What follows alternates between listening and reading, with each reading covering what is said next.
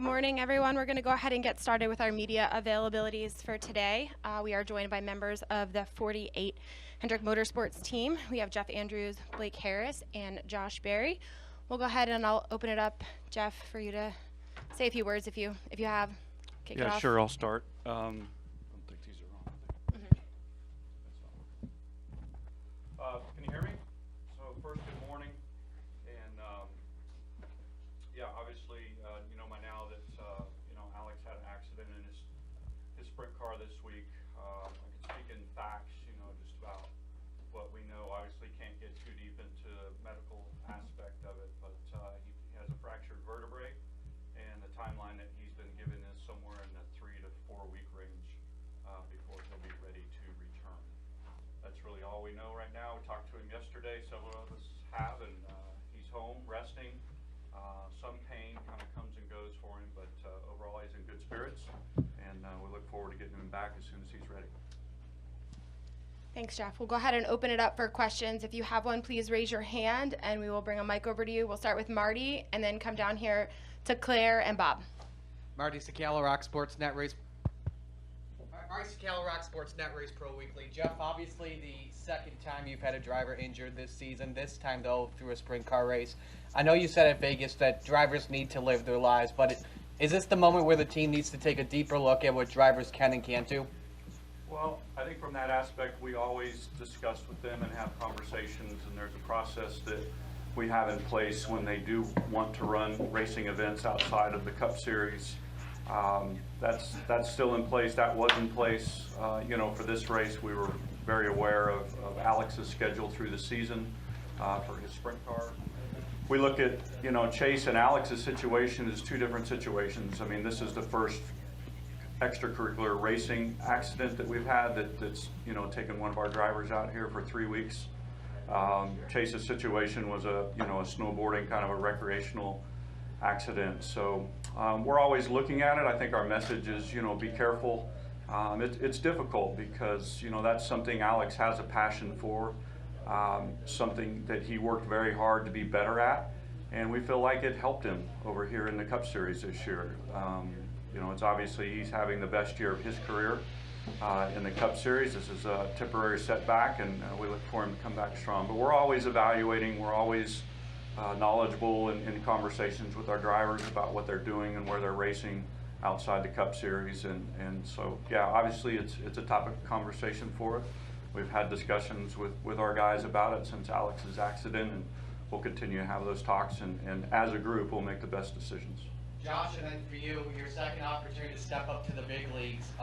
Just how are you feeling right now, especially coming into Dover this weekend? Yeah, I mean, obviously I hate the circumstances once again, and, you know, Alex has been a friend to me, and you want to try that? Yeah, try. Go ahead. Yeah. Test. Does it work? Yeah. Great. Yeah, you know, obviously it's like I said, it's a difficult situation to step in again. I hate that for Alex, and, you know, Alex has been a friend to me over the last couple of years, so, you know, you never want to see anybody injured like that, but, you know, the reality of it is I feel a little bit more comfortable than we were sitting in Las Vegas, having a relationship with everybody at HMS and working through a handful of races with the 9. So, you know, I'm ready to go today.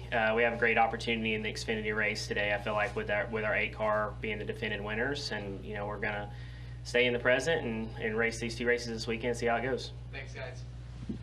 Claire. Claire B. Lang, Sirius XM NASCAR Radio. I'd like Blake and Josh to talk about this. So the 48 car is good at Dover. Jimmy Johnson and then Alex Bowman. Josh, you're good here in Xfinity racing. What realistically can you expect? And Blake, putting a different driver in the car, can you carry over the things that are so good about the 48 at Dover? Yeah, I think all those things for this weekend, right? This company has a great history of success here, and in the 48 car alone. So, you know, Josh, we got him right in the simulator Wednesday as soon as we knew something. I mean, within 2 hours, I think, of him knowing, he was able to hop in for us.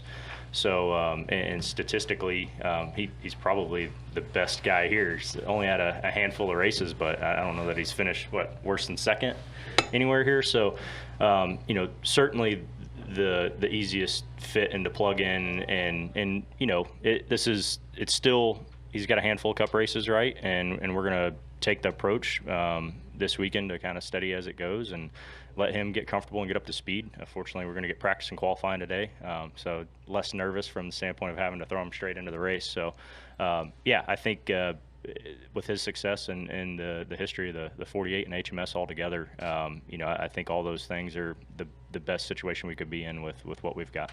And Blake, can you talk about this particular racetrack and the comfort you feel here or stepping into? Actually, I'm talking to Josh. Blake just talking about that. But Josh, can you talk about the comfort of coming here in the 48 car and what you maybe can learn from all of their prowess at this track? Thank you. Yeah, I think, I can't really decipher exactly why Dover has fit me pretty well. I remember how nervous I was coming here in 2021 for the first time in the Xfinity Series, no practice or anything. So, it's been a good track for me. Obviously, Hendrick Motorsports has been, super strong this year, and they build great cars each and every week. So, for me, it's just going to be about getting comfortable. Kind of like Blake said, just taking it one step at a time. And, we get practice and qualifying, which, will be different. I think I only practiced twice in the 9 out of the 5 races. So that'll be nice to kind of get that under our belt, and hopefully that'll accelerate the process of kind of adapting to the next gen at Dover. But, I'm confident in Blake. He's a racer like myself, and those guys have been off to a great start to the year. So I'm sure we can, just have a solid day tomorrow, limit our mistakes, and, see where we end up. So we're going to go to Bob and then to Mark. Bob Hawkers, Fox Sports. Jeff, no secret in the garage that their Cup team's talking to Josh for next year, and some aren't Chevrolet teams. So was there any thought of not using Josh because he might be going to another manufacturer next year? I don't have any knowledge or anything of that, Bob, but there was never a question in our mind of who the right person to put in the 48 was while Alex is out. And do you have any insight into anything that you guys have learned yet on the 5 car from their accident last week? What happened to it? And is there anything you feel like NASCAR can do short term, or that you're doing short term from what you saw in the 5 car after the accident last week? Yes, so what I can tell you is that, a group of us were over there very early on Monday morning. That group included Kyle. He wanted to see the car and sit in the car, and we went through kind of an initial evaluation and just really talking with NASCAR and discussing it and looking at it through the day and the days that followed that. The car went through somewhat of a disassembly process, so more of it could be evaluated and looked at. Obviously, you've seen the pictures. There's quite a bit of damage to the door bar area, specifically on the right-hand side, that's moved significantly to the left in the vehicle. From this point, it's just going to be the industry, I think, working together, Bob, to really understand and figure out what we need to do to prevent things like that from happening. There certainly are things, there needs to be some short-term discussions and some long-term discussions as well. But NASCAR is very involved, very concerned, had us over there multiple times, and I'm sure there'll be a lot more discussions in the coming weeks and months on what we do to prevent that going forward. Did you do any changes for this week? There's no changes. We're going to go to Mark, then to Zach, then right here in the middle. Mark Garrow, PRN. Josh, how do you look back at the last 3-4 years of your career? You're a guy that's short track racing. Certain things happen there that didn't go so well, and you start an upward thing. And it's kind of, if a travel agent would not book this kind of a trip. So how do you look at your career the last 3 or 4 years, and here you are running now the Cup Series? Yeah, I remember it being a lot better than you did, I feel like. I would, do that journey all over again if I had the opportunity. It was just a lot of fun racing short tracks all over North Carolina and Virginia. So, I just, been very fortunate to have some great opportunities over the last couple of years and in a way make the most of those opportunities that's got me here today. So, for me, it's just, really thankful for everybody that's had a part in getting me here, but, looking forward to this weekend and seeing what we can do in these 2 races. You take pride in the fact that you seem to be able to deliver when you get those opportunities. Some guys aren't able to. You've been able to kind of push through a lot of times. Yeah, I think so. You obviously look at the opportunity in the 8 a couple years ago was, really what made made my career, and winning Martinsville and running well at places like here, Darlington is kind of what set me up for a full-time year. I think, I ultimately still have one full season in NASCAR and the top 3 series, so I still have a lot to learn and work through. But I feel like I'm proving myself that I can do this, and I'm just ready for this weekend, and we're going to keep pushing forward after that. We'll go to Zach. Zach Sterniolo, NASCAR.com. One for Josh and one for Blake. Josh, I'll start with you. Dover, you made your Cup Series debut here a couple of years ago as well. I know you talked about how good you've been here, but what's made Dover special to you over these past few years? In your short National Series career. I'm not sure I understand your question exactly.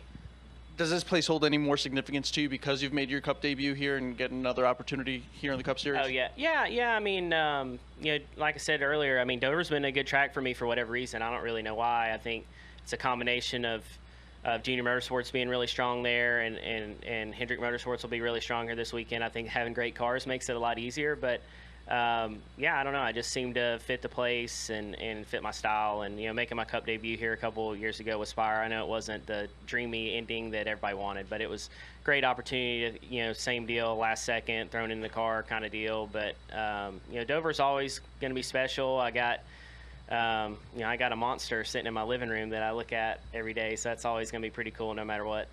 And then for you, Blake, curious what Alex's absence means to this 48 team right now. Obviously, you guys have had a really great start, leading the series in average finish. With him not being behind the wheel for these next 3 weeks at least, what kind of an impact does that have on this 48 team? Yeah, I think this year so far we've done a good job of just reacting with whatever's been thrown at us, and this will just be another thing that we look back on and we'll react accordingly. We've got full support of Alex. We want him to get well. As soon as he's healthy and ready to come back, we'll plug him back in and we'll keep digging. I don't, from the standpoint of all those things and the momentum that we've had, I don't look at that as being any different than what we've had, right? We show up every week with the plan to win races. We're going to have to win races to get in the playoffs. If we're leading points, we're planning on winning races. So when he gets back, we'll have to win races, and we'll get ourselves in good position to make a run at the title. So I don't see that. We look at it as anything different than just another bump in the road here that we've got to get across, and we'll go do the best that we can here for Josh and for 48 team and HMS the next few weeks. And when he's back and ready, we'll be ready too. All right, we're going to go right here in the middle. Steven Stump, frontrush.com. This is for Josh. Obviously, this is not your first time in the Cup car this year, but it will be your first time with the 48 team. Obviously, I imagine there'll be some differences between the 9 and the 48. Do you feel that all the extra races will come in handy, or is it going to be kind of a bit of that learning experience over again, adjusting to a new team? No, I mean, I definitely feel a lot, feel like in a lot better place going into this, having some experience in the next gen, and obviously having a relationship with everybody at HMS from my opportunity in the 9. So, the way I look at it is, ultimately, this is Alex's race team, and my job in this situation is to just try to keep these guys going and prepared and happy and just ready to rock and roll whenever Alex gets back. I mean, I think, that was the mentality we took with the 9, and obviously, they come back and hit the ground running, and that's, to me, I think that shows a little bit of me in that moment of keeping the morale and everything up high, because obviously these guys are off to a great start to the season. They're going to be championship contenders throughout the year. My job is not to come in here and win every race. My job is to adapt and do the best I can and just keep everything pulling in the right direction. So, I feel like we were able to do that with the 9, had some good results along the way, and hopefully we can do that again in the 48. All right, thank you. Awesome. We're going to stay in the middle right behind you.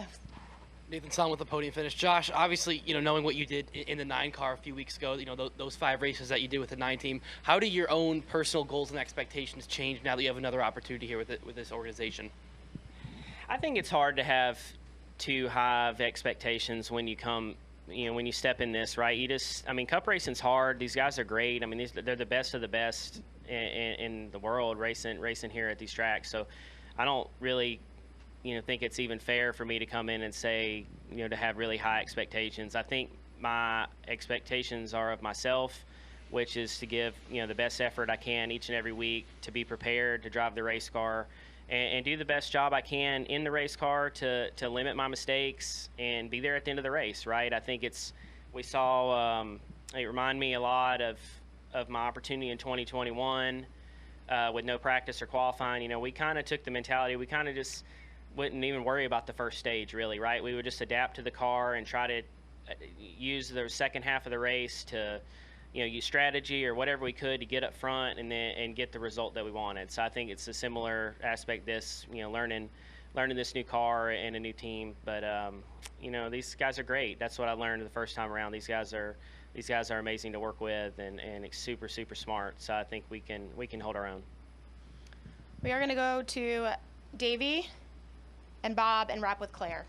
Davey Siegel with SiriusXM and Racer. Josh, from the first time that you ran double duty, which I think was here a few years back, to when you filled in for Chase to now, how has your kind of weekly process changed in terms of where you focus your time, your effort, your mind, all those kinds of things in terms of ensuring that you do your best for the Hendrick Motorsports group, but ensure that Junior Motorsports is not really affected in that process? Yeah, obviously in the first go around a couple years back, it was COVID related and kind of last second, so there really was little to no preparation. Reality, I think, I remember back on these opportunities, I would say it's probably, I was notified maybe a day before we left, right? No time to really prepare for much. But working through the last month, it's been a lot to manage. Obviously my primary focus is running for the Xfinity Series Championship with my 8 team. But I tried to be present as much as I could with everything at Hendrick Motorsports and not leave anything on the table personally that I felt like I could have done to be better prepared. And I think we did that. So, really, you can only do so much in a week. It was definitely a challenge trying to manage all that, but it's been really important to me to be present with those guys, but also stay, really present and involved with the 8 team and make sure that those guys don't feel like that, we're leaving anything on the table there either. We'll go to Bob and then take a final question from Claire. Bob Pockris, Fox Sports. One more for Jeff. How much does the fact that there's only 20 minutes of practice weigh into the fact of letting other drivers do other things, the fact that they're not on the track as much as they used to be in the past? And what do you feel like they get by racing either sprint cars or a dirt late model or anything like that they can't get either in a simulator or doing something else? I think, first of all, from a relationship between the racetrack and a simulator, I think I've not ever sat in one, but any of our guys will tell you that it's completely different. I mean, the simulator is close, specific to this series and the cars they're driving, but just the racing in general, and some of our guys just enjoy that involvement and that hand-eye coordination and those continued reps, whether it be in the off season or through the regular season like this. It's just that they'll tell you it's something that helps them. From our perspective, I think we have to evaluate, we have to look at it, we have to understand what's the right balance. We certainly don't want them to tell them no to something that we feel like would help them here on Sunday. So, as a company, we'll just continue to look at it, continue to talk to our guys, make sure that we're making the right decisions together and that they're in the right race cars, good race cars, safe race cars. And, from there, as I said before, our primary focus right now is on Alex. We miss him here this weekend. We want him to get well and get back here soon. And we're very fortunate to have someone like Josh, someone of his caliber, to be here to fill in. Go ahead, Claire. Claire B. Lang, SiriusXM NASCAR Radio. Clarification on something you said earlier, Jeff. You said we talked to our guys. While Rick hasn't said you can't do these other forms of racing, and maybe you guys will take a look at it, did you talk to the drivers? Did you say, hey, make sure that if you're racing something, your safety is... Was there a conversation like that, or anything that kind of clarified how you all feel? Whenever our drivers come forward with schedules for extracurricular racing and things that they're going to do, as I said, whether it be the Chili Bowl in the off season or moving forward with Williams been running a late model, and of course Kyle in the sprint car series and Alex, those schedules are reviewed, and the message from Mr. Hendrick is I don't want to stop those things, but be careful and understand what's the most important thing, and the most important thing for Hendrick Motorsports is the results here on Sunday. So we'll always keep that at the top of the list. Again, we may take a look at this. If this happens again, we will have to. But for right now, there's not going to be any changes to our policy other than just to be cognizant. The most important thing is results on Sunday in the Cup Series. And when you said the schedule is reviewed, do you ever say, we wish you wouldn't do that one, it's at that track, it's too dangerous? Do you ever say no, or is it mainly you're allowed to do this? Do you ever see things and say, So it goes through a review process if there's something added. The track, we don't really have a knowledge of the track safety or things like that. You know, it's more we want to make sure the sponsor's okay with it. You know, in Alex's case, we need to make sure Blake and the team is okay with it, and it fits the weekly schedule, and it doesn't interfere with something, again, that's going to affect the results here on Sunday. thank you? All right, thank you all for your time. Good luck this weekend.